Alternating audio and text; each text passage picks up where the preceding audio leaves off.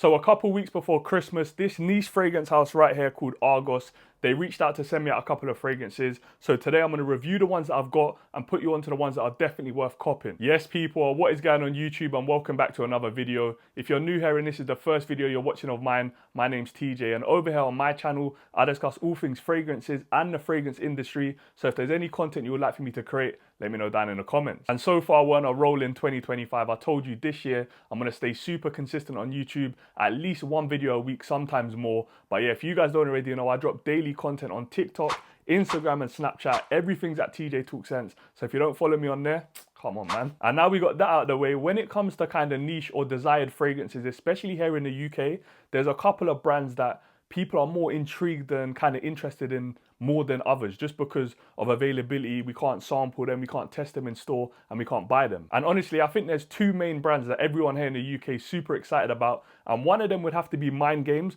and I think the other one has to be Argos, because when I posted this up on my story, when I posted this up on Snapchat, I had loads of DMs of people asking me, which one's the best one to get? Which one should I buy? What one do you recommend? Have you tried this one? So I was like, damn, I definitely have to get a little review video up, which I have on TikTok, and I have to get a little buying guide up for you guys as well. So without wasting time, I've got these 3 full bottles here that they've sent me. But on top of that, I've been able to test, I'm not sure if it's every single fragrance in the range, but it's a lot of them, because they also sent me a package of, I think there's about 15 samples here. So what I'm going to do, I'm going to start off with the full size bottles that I've got and give you guys a kind of in detail, in-depth review of them. Then we'll move on to the samples and I'll let you know a little bit about each one and which ones I recommend. And with the full size bottles, we're going to start off with my least favorite to my most. And before we start, let's just look at the artwork to begin with, because this is what I think intrigues a lot of people before they try the brand, because this is the packaging it comes in, which is just lovely, man. It's literally a piece of art. You got the logo on there, you got the name of the perfume. Then inside the box, it's not just a perfume.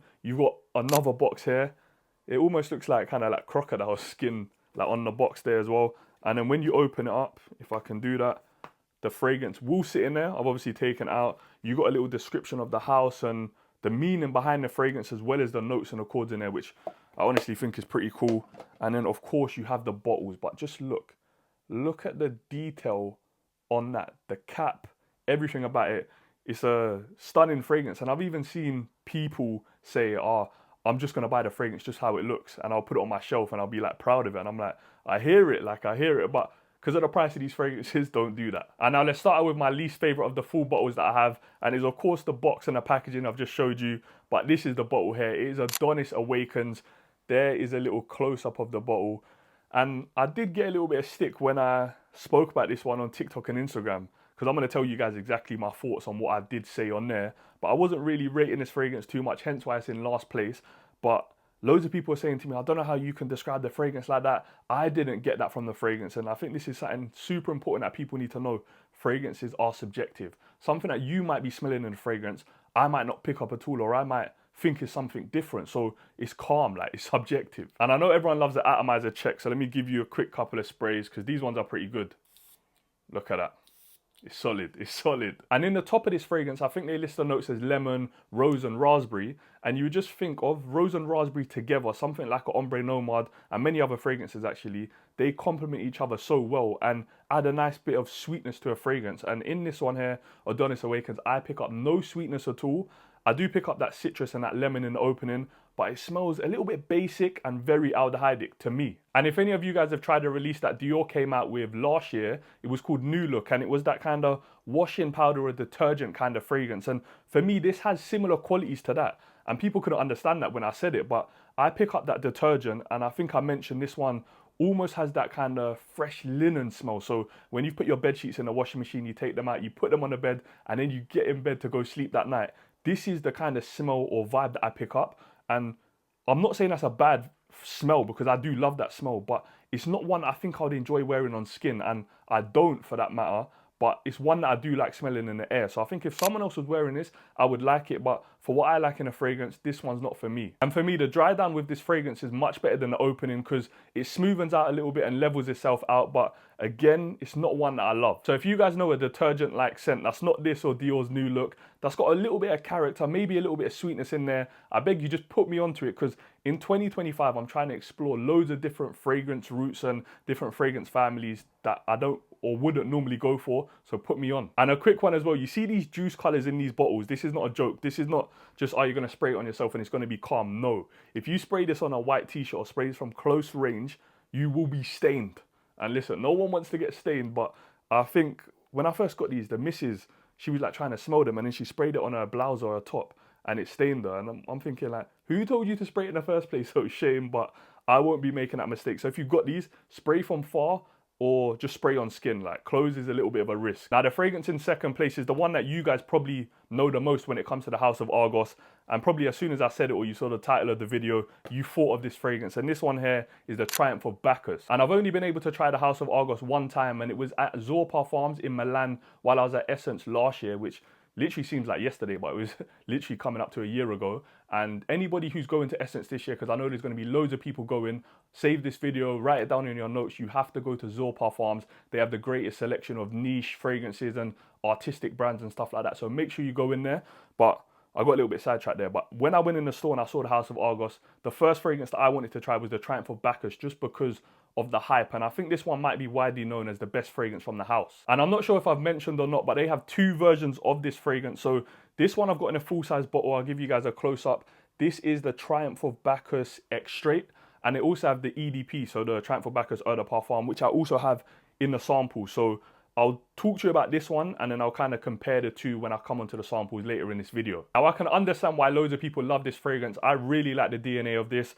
If you guys have tried something like Mancera's Red Tobacco, I would say more intense Red Tobacco smells more similar to this, or Parfums de Marly Carlisle, this is the kind of DNA you're getting. You're getting fruits and you're getting tobacco. And if I keep 100 with you guys, which one would I pick? The Triumph of Bacchus EDP Extrait or Parfums de Marly Carlisle? In my opinion, I would go with PDM Carlisle, just because I feel like the rose note in that fragrance is the perfect balance to the sweetness you get from the apple and whatnot, and then the spiciness from the patchouli and the woods in there.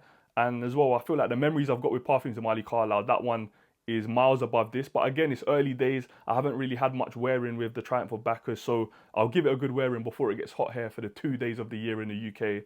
But right now, which one I also think is better value for money would be Parfums de Marly Carlisle. So in this fragrance, you'll pick up fruits as soon as you smell it. You get the green apple, and it's got tobacco in there. It's got saffron, some other spices. And sometimes I feel like a fruity tobacco fragrance can come off smelling like cherries to me sometimes. So I get apple, I get cherry, I get dryness from the saffron, some spices in there, of course the tobacco.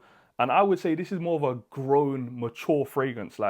And I would definitely say it's more grown and mature than something like Red Tobacco. Now, when I first got these fragrances, of course I wanted to go on skin, and I'm like, let's go on skin with the Triumph of Bacchus. Let's give it a full wearing. And listen, it lasted me over 14 hours plus with great projection. And the best thing about this, the oil concentration in this, because obviously it's an extrait, so it's going to be above 25%. When I sprayed this on my hand, the kind of shine it left on me, which I'll show you guys right now, was like this. So I hope you can see that right there. But that shine will literally stay on me to the end of this video. It stayed on me for like a couple hours, which is crazy. So you know it's good quality juice. So yeah, if you like bold, attention grabbing, sweet fragrances with a little bit of a punch to it, I think out of these 3 full bottles that I've got, I think the Triumph of Bacchus Extrait is going to be the one. And by the way, for anyone here in the UK, I never really talk about this too much on YouTube or any of my socials, but I do fragrance decanting. So if any of you guys want to try any of these fragrances and you live in the UK, you can go over to my website, tjtalkscents.com. There'll be a little link in a bio and you can pick one up. And now in first place, out of all the full bottles that I've got, it had to go to this one here. This is Sacred Flame. So this is how the box looks. And I think I showed you the bottle at the beginning, but here's another close up. This one here is Sacred Flame. Now this one definitely surprised me a little bit, because if you look in my collection, I don't really have anything that smells like this. But again, that might be the reason that it drew me to put it in at #1, because to me, this one's a unique and versatile fragrance. And loads of people thought I was bugging. When I put this in at #1, people thought on like TikTok and Instagram that I would have put Triumph of Bacchus Extrait because I like a sweeter fragrance. But something about this one, man, when I wore it, I was like, yeah, this one's good. And what I'll do, I'll pop the notes on the screen for you guys. And I feel like brands cool. There's loads of stuff in a fragrance. There's thousands of ingredients sometimes less. But when they put so many ingredients on something like Fragrantico on their website, it's a little bit confusing and overwhelming to people because people look at it and be like, okay, cool, yeah, I pick up that, I pick up that, I pick up that. But it's like the brand should just put on the most prominent notes, but I might be bugging. What do you guys think though? Let me know. And in my opinion, this is a great fragrance. I really like this one. And I feel like unique fragrances, in my opinion, are ones that take you on a journey while you're wearing it, which it just sounds hella weird to say, like it's just a smell, but it's still one to me that takes me on a different journey. Whereas in the opening, you pick up something and then maybe 10 to 15 minutes later, you're getting something else that you didn't quite get at the beginning. Then an hour or two later, when it's fully dried down, it's a whole different fragrance and a whole different experience you're getting from it. And this is what you get with Sacred Flame. I feel like out of all these 3 fragrances that I've got, this has the most unique and maybe not as mass appealing as the others, but it's one that I'm really enjoying, which sounds weird. So if you put your nose on this one, I think in the opening, what I pick up is this zingy or tangy kind of citrus opening, which is cool, which I like. Then you pick up some rose and you get cinnamon as well, which adds that nice sweetness to it. You guys know angel share, whatnot. I love a cinnamon note in there. Then as it dries down further, like I said, a couple hours later, you're picking up the perfect foundation, in my opinion, of vanilla. You get amber, you get resins, and you get woods.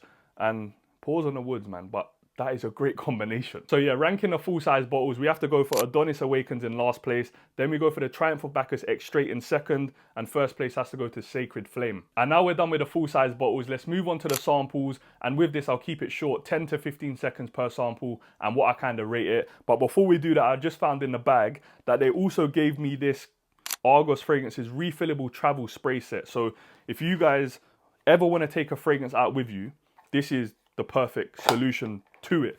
And bro, what is going on? So in here you have the actual travel atomizer, and I've got a couple from Creed. They literally look like this. They got a nice little design on it. It looks all pretty and whatnot. But in here you have the atomizer, so you literally put this on the top of the bottle and you pump it until it's full. Crazy. But what's sick about this one, like other brands will just give you this. So Creed's one, for example, is like £55 for this, yeah, but you can't change it or you can't put another fragrance in there until you finished it. So sometimes I'm like, oh, I want to take one out, but I just have to spray it and waste it so I can fill it up with something else. But what they've done in here, which is kind of cool, they have given you 2 additional, what are these, atomizers that go in the actual atomizer, which sounds hella weird, but you got 3 in total, so you can have 3 different options, change them out if you want. So yeah, man, I think this is cool. I'm not sure the price on this. I'll try to find it and put it on the screen, but if it's around £100, I think it's worth it. Actually, £100 might be a little bit too steep. If it's like 70, 75, then cool. So with these samples, I'm also ranking them from worst to best. And then you're going to see actually my favorite fragrance from the house of Argos out of everything that I've tried. And I feel like we have to start off with the Pour Hommes first, because when I tested these were nothing too special. So the first one is Pour Homme by Argos. This might be one of the first releases that they probably did, because that's how it normally goes with brands. And it's just a typical classic gentleman smelling fragrance. It smells clean, it smells crisp. You even pick up like cucumber or something in there. And I think it's actually it's a gin based fragrance. But yeah, again, it's nothing too special. I would give it a 4 out of 10. And then I feel like the equivalent to that one is the Pour Femme version, which again is a clean, crisp fragrance for a female or a guy, even if you want to rock it.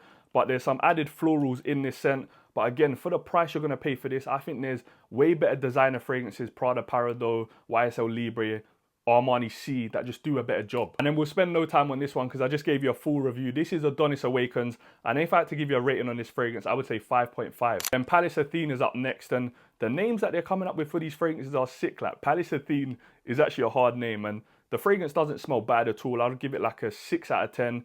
It is very citrusy but sharp and harsh, not in the kind of smooth, soft, nice way. It's like in your face, almost like cutting your throat, if that makes sense. And there is vetiver in the base in this, which makes it a little bit too dry and earthy for me. But of course, if you like that, then go for it. And again, another sick name. This is Brivido, Della, Caccia. And now we're getting into the better fragrances, the better juice and whatnot. And this to me is a very aromatic and herbaceous kind of fragrance. And in the opening, you do pick up a lot of green. So it might give you that feeling of fresh cut grass or being out in a park in the summer. It's kind of that vibe. But predominantly, I would say this is a leather-based fragrance, but it's more of your smooth leather scent instead of your rugged, kind of more masculine, dirty kind of leather fragrance. And I have a lot of experience testing Memo fragrances. I've got a couple in my collection. I've got one from the leather collection in my collection, which is top left of my shelf, and it reminds me a lot of Memo Paris Irish leather. Now, when I dropped my content on this, loads of people said this was their favorite fragrance from the house. Quite a lot of people said it actually, and this one here is called Danae or Danae, and this one I would say is a 6.5, 7 out of 10. I'm just going to spray it again to just see what I kind of think of it. It's nice. It's a mass appealing fragrance, and I can understand why a lot of people like it. They kind of list the notes as bergamot, pink pepper, patchouli, sandalwood, and musk, which is nice. There's a little bit of sweetness in there, but again, it gives me that similar vibe to the Adonis Awakens with that kind of washing powder or detergent, aldehyde it kind of feel, which I'm not in love with, but again, if I smelt this on somebody, I would like it. Next one is Baccio Immortale, and I'm not sure in Italian, does Baccio mean leather? Because Baccio Della Caccia was a leather-based fragrance. This is also the same. It does have a little bit more sweetness in this than the other one that I kind of said smelled like Irish leather by Memo. This one I would kind of describe as being similar to an Ombre Nomad, but a little bit fresher and with a little metallic kind of hint. And now we're getting into the 7.5s and above. This one here is called Love Triumphs Over War. And this is a really nice fragrance if you like them sweet. So this is like a sugary, sweet, fizzy kind of fragrance, but I think it's predominantly an iris scent. So it's like that kind of powdery yet fizzy, sharp iris scent. And yeah, I really like this. And I feel like in here, they do a great take on patchouli. And I've got nothing more to say on Sacred Flame, but a rating would be between 8 and 8.5. And now in fourth place, we have the Fall of Phaeton or Phaeton. And for me, out of all of the fragrances that I've tried from the House of Argos here, this is definitely up there when it comes to the unique factor. This one's vibrant. It's a little bit playful as well. You get citruses in the opening with ginger. So the balance is really nice. And then as it dries down, you get musk, you get sandalwood, and you get vanilla. I think this one maybe could be in my top 3, but no, man, I'm sticking with it. And now we're down to my top 3. So here we have the Triumph of Bacchus EDP. And I actually do prefer this one to the Extrait. I feel like this one's a little bit more fruitier. It's a little bit sweeter and not as dark and kind of overpowering as the Extrait. Again, if you want that kind of vibe, go for this one. But I feel like price to what you get, the EDP is fine. Now this one in second place could have easily been first or second. It's that good. And I haven't seen or heard too many people speak about it. I would give this one a 9. Yeah, 9 out of 10. This one is called Charons Vail, and out of all of the fragrances that I've sampled, this is without a doubt the strongest fragrance from the House of Argos. And if you guys have a different opinion on which one that is, I might not have it here in a sample set, but let me know. But from what I've tried, this is super strong. This is a rose and oud fragrance. You've got some additional spices in there. You've got saffron, but it's super punchy, it's deep, it's dark, it's rich. This one is a beast mode. And finally, on to the best one from the House of Argos, in my opinion, which I'm giving a 9.5 out of 10. It is a lot of other people's favorites as well. This one is called The Birth of Venus. And this is a beautiful, sweet, creamy, fruity, ambery, slightly resinous fragrance with some vanilla in there as well. This is gorgeous. And I know it's not listed in the notes, which I'll pop on the screen now. It says bergamot, peach, orange, but I pick up almost like red berries. I get strawberry in there. It has a similar vibe to a La Capitale, shares similar qualities to Venom Incarnate by Stefan Hilbert Lucas as well. I really like this fragrance, and I think from the House of Argos, if I'm going to buy myself a full bottle and get the best value for money in terms of performance, projection, mass appealing, how likable it is, that sweet factor, I'm going for The Birth of Venus. And that is that, man. I hope I didn't take up too much of your time. Hope you guys enjoyed the video. Let me know down in the comments, 1, if you've tried the house, and 2, which your favorite fragrance is if you have tried them. And let me know if you like this kind of video, this kind of buying guide or ranking the whole house's fragrances, and let me know which brand you would want me to do that with next, because loads of people have said to me Electimus or Born to Stand Out, so let me know and I can get that done. But thank you guys for watching. If you're not already following on TikTok, Instagram and Snapchat at TJ Talk Sense, make sure to do that, and I'll catch you in the next video. Love for the love, my people.